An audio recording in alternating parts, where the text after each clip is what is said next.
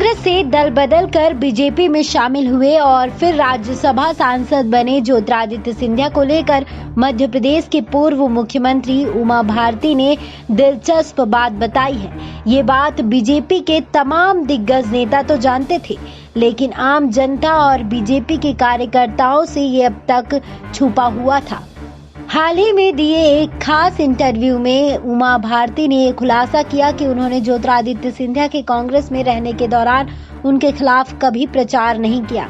ये बात उन्होंने अपनी पार्टी से भी साफ कह रखी थी। उमा का तर्क ये है कि जब वसुंधरा और यशोधरा राजे ज्योतिरादित्य की बुआ हैं और वह उनके खिलाफ प्रचार नहीं करती, तो मैं भी ज्योतिरादित्य की बुआ हुई, लिहाजा मैं भी ज्योतिरादित्य के खिलाफ कभी चुनाव प्रचार नहीं करूंगी। उमा भारती ने ये भी कहा है कि राजमाता विजयाराजे सिंधिया का बीजेपी और जनसंघ से जो नाता था, उसे देखकर तो ये लगता था कि ज्योतिरादित्य सिंधिया को बीजेपी में ही होना चाहिए था, लेकिन किसी कारण से वह कांग्रेस में थे तो ये उनकी मर्जी थी।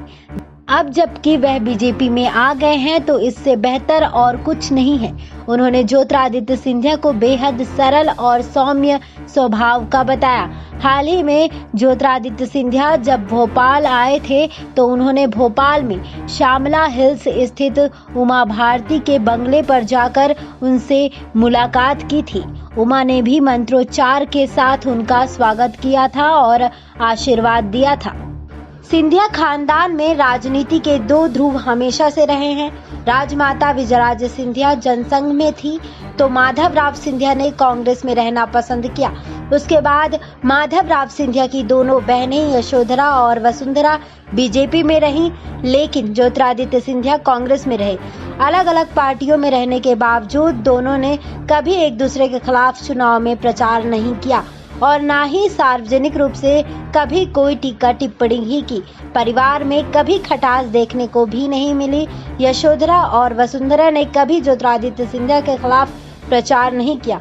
अब ज्योतिरादित्य के बीजेपी में शामिल होने के बाद सिंधिया खानदान में राजनीति का एक ही सेंटर हो गया है।